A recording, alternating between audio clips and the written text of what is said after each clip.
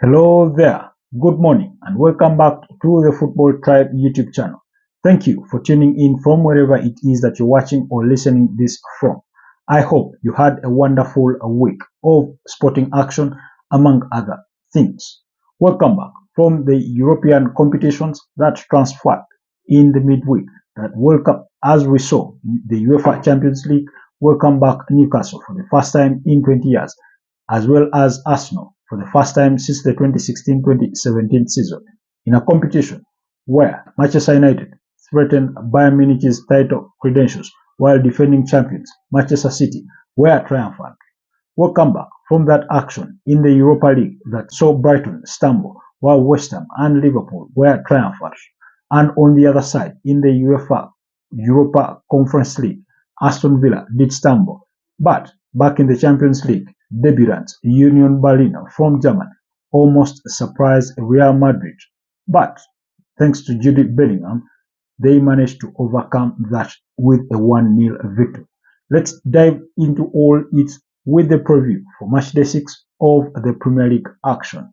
Now, this time around, there will be no early kickoff in the English Premier League after all those engagements for teams like Manchester City, Arsenal, Man United, Newcastle, Liverpool, Brighton, and Aston Villa in the European competitions. There will be no early kickoff, but all games will kick off at 5 p.m. on Saturday, depending on where you are, but that's East African time. So let's dive into all that for the preview of matchday 6 as we return to the weekend action. Action will kick off at 5 p.m. like I said, with Crystal Palace hosting Fulham. Now remember, Crystal Palace did lose their last game by 3-1 against Aston Villa, while Fulham were 1-0 winners against Luton Town with that goal from Carlos Vinicius. In the other game, Luton Town will host Wolverhampton Wanderers. Wolves did lose their last game by 3-1 when they faced off with Liverpool. And like I said, Luton were 1-0 losers away to Fulham. Manchester City, the reigning champions, will welcome Nottingham Forest to the Etihad Stadium. Manchester City in their previous game were 3-1 winners against West Ham, while Nottingham Forest did share the spoils on Monday night against Burnley in a 1-1 draw. Brentford, who lost by 0-0 against Newcastle on matchday 5, will welcome Everton, who equally lost by a similar score against Arsenal in their previous game. But that game will be at 7:30. In the late kickoff of Saturday, Manchester United will visit Burnley. Burnley are yet to win a game at home, while Manchester United did lose their last game against Brighton by 3-1. And on Super Sunday, it is the big one, the London Derby, as Arsenal welcome Tottenham Hotspurs to the Emirates Stadium. Brighton and Hove Albion will play AFC Bournemouth. Chelsea will play Aston Villa, while Liverpool will welcome West Ham United at Anfield. All that kickoff will be at 4 p.m. East African time. And at 6:30 p.m., Sheffield United will host Newcastle. So that is the lineup of games that will be coming your way in the Premier League on matchday 6. Just to dive right into some of these games, let's kick off with reigning champions Manchester City, who still have a perfect record, having won 5 out of 5 to keep them top of the table with 15 points. Bright Erling Haaland on target against West Ham, as well as Bernardo Silva and summer signing Jeremy Doku to cancel and triumph over James Ward-Prowse's earlier goal that had given West Ham the lead. Nottingham Forest, as electric as they can be on the counter with the likes of Hudson-Odoi as well as Anthony Elanga, will play a Manchester City side that will dominate possession. Whether their counter-attack football can counter Pep Guardiola's tactics with the likes of Taiwo Awoniyi there, with Willy Bolly in defense there, we will wait to see what they have to offer. But like I said, they did fail to win their last game when they faced off with Burnley. But remember, Man City did beat Burnley on match day 1 by 3-0. So, interesting action. I do expect Manchester City to beat up against Nottingham Forest. And remember, Manchester City are not conceding so many goals. And if I remember correctly, they've conceded about 3 goals. They did concede a goal against Fulham. They did concede a goal against West Ham. And if not mistaken, they did concede a goal against Sheffield United. So those are the 3 goals they have conceded so far in the campaign. They do defend well. They do attack very well. As we know, Guardiola's, passing tic-tac football, but they're getting the results. Bright Erling Haaland continues to be on the score sheet, just as well as Julian Alvarez, who helped them beat up against Red Star Belgrade in the UEFA Champions League by 3-1. Rodri has been integral to this team at the start of this campaign. Remember, he did score that only goal that won them the UEFA Champions League when they beat Inter Milan in the Champions League finals back in June. Jeremy Doku is also showing brilliant signs in the 3 games he has featured in so far. So all that points to one-way direction, that Man City have all the tools they need to beat up against Nottingham Forest by a decent score of maybe 3-1 or 4-1. So that would be the action at the Etihad Stadium. In the other game that I think we should touch on will be Burnley when they host Manchester United. Now, Manchester United were 3-1 losers to Brighton and Hove Albion in their previous game at Old Trafford. It was Danny Welbeck there, Pascal Gross, and João Pedro on target for Brighton, while Manchester United only managed a consolation from handball Mejbri there. But they play a Burnley side who are yet to win a game at home. They did lose to Manchester City by 3-0. They did lose to Aston Villa by 3-1 there at home, and also lost to Tottenham by 5-2 at home. So they're not performing well. They only have a point to their name. That's the one that they picked on Monday night as they shared the spoils away at Nottingham Forest. So Vincent Kompany's record is not looking decent. And when you look at the previous meetings between the sides, between Manchester United and Burnley, United have won 7 of those, and they have drawn twice. But all is not well at Manchester United following their 4-3 loss in the UEFA Champions League against Bayern Munich. Now, it's not to say that we did not expect the loss, but Bayern Munich should be worried, given that they did concede 3 goals against a Manchester United side. Are there positives for Man United to pick up on despite the loss? Yes, we expect that double strike from Casemiro will inspire him to put on better performances in that midfield, while Rasmus Højlund managed to get his first goal in the Manchester United colours. So we do expect that those can inspire Manchester United to a victory against Burnley. The likes of Sergio Reguilón, the on-loan left back from Tottenham, was also brilliant in that game. But make no mistake, Burnley have never lost all 4 opening games of the season at Turf Moor. So it will be a huge ask, but given a team of Manchester United's caliber, you expect that these are teams that they are capable of beating on. It won't be easy, and anything can happen, especially with this Manchester United side that are having troubles. You do remember when manager Erik ten Hag did publicly criticize Jadon Sancho when I said that it wasn't a good move for the manager, as this may bring disrepute in his squad and perhaps divisions in the dressing room. Since then, Jadon Sancho has refused to apologize to the manager, but did take down his public statement against in his defense, saying he had been scapegoated. He did take it down off social media and has been pushed out of the squad to train alone. Nonetheless, reports coming in from England do suggest that a section of Manchester United players are increasingly growing tired of Erik ten Hag's constant criticism. To some of them, the open criticism.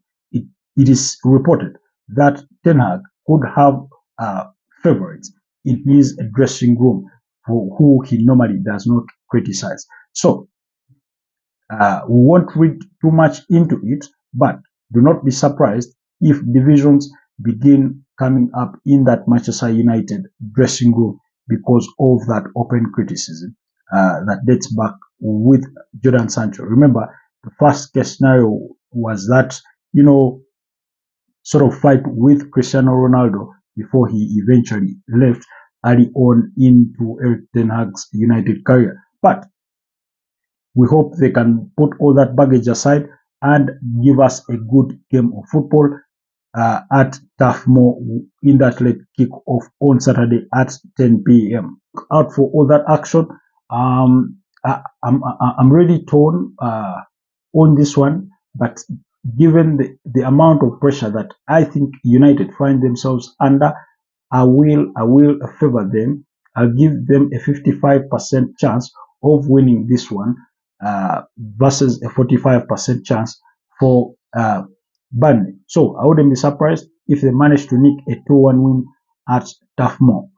But like I said, anything can happen. It could be a draw, and United may be headed for crisis. If they do lose this game, things won't be looking much pretty for Ten Hag there. So moving on to Super Sunday. Now, Super Sunday has a lot of games, and like perhaps more than we've been accustomed to in the opening 5 weekends of the Premier League.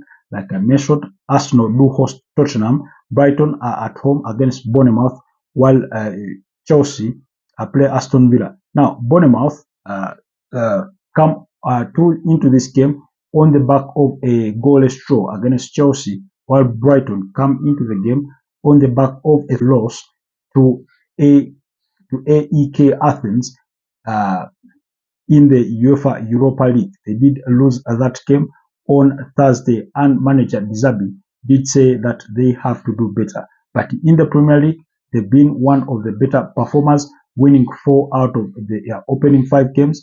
They only managed to lose against West Ham by 3-1, but have picked up decent results elsewhere. So the other game, that is Chelsea against Aston Villa. Chelsea had a free week. They had no European competition engagements as compared to Aston Villa, who had to travel to Legia Warszawa, where they lost by 3-2 there. Now, Aston Villa do struggle to defend, but they score a good amount of goals on the other side in return. So Chelsea will have to worry on those players, the likes of Leon Bailey, the likes of Moussa Diaby, Oli Watkins in that attack.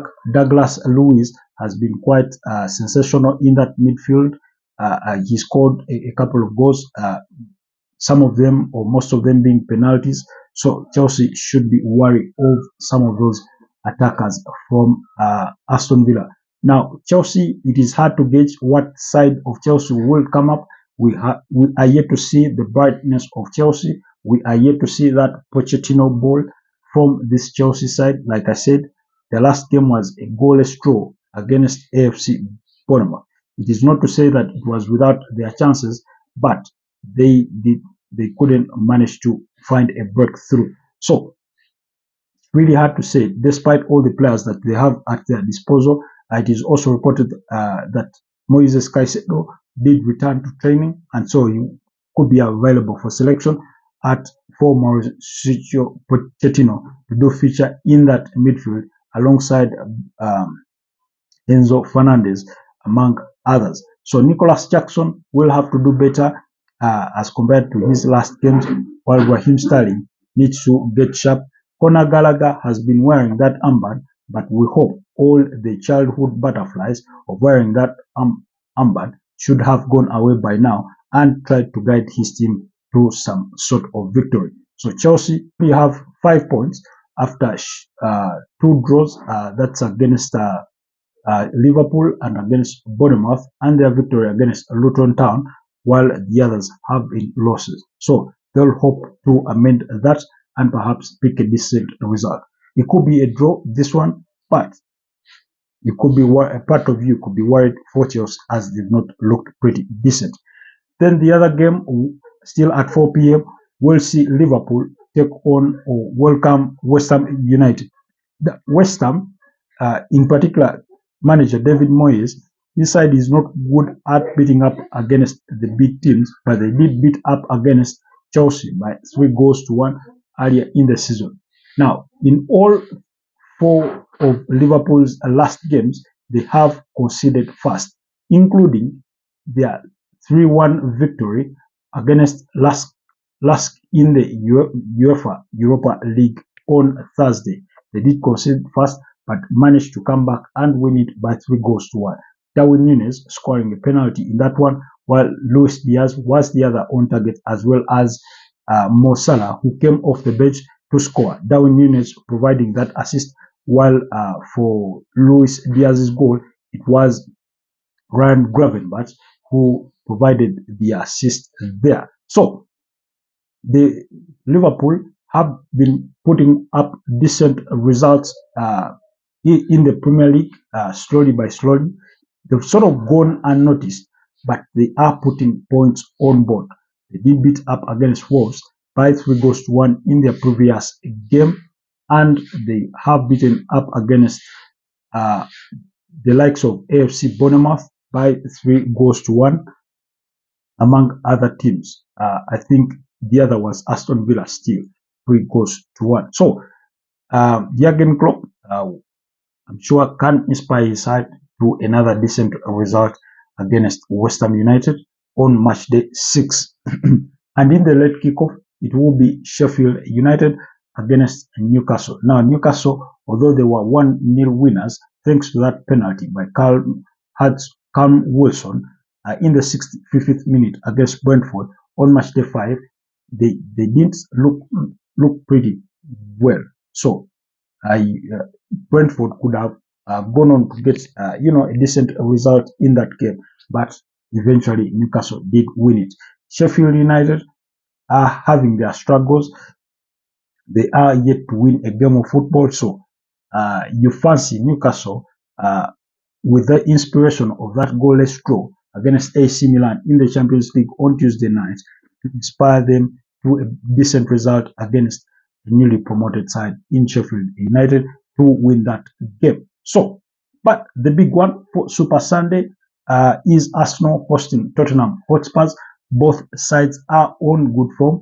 Tottenham had full rest all week as they had no European competition engagements, but Arsenal did welcome PSV Eindhoven at home on Wednesday night in their return to the UEFA Champions League, and they won that by 4-0.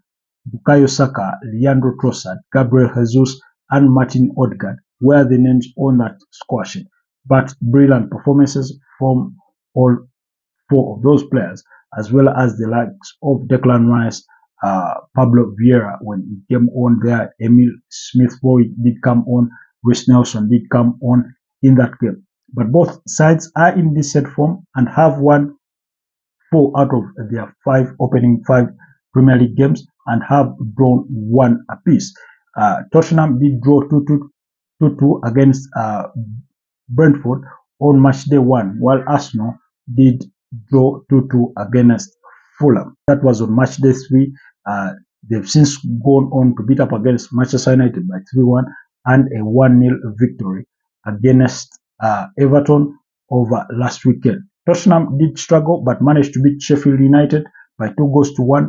Goals from Richarlison and Dejan Kulusevski managed to earn them all 3 points as manager Ange Postecoglou continues with a brilliant start to his career at the Tottenham Hotspur Stadium. Both sides, this is the best time for either side to play another.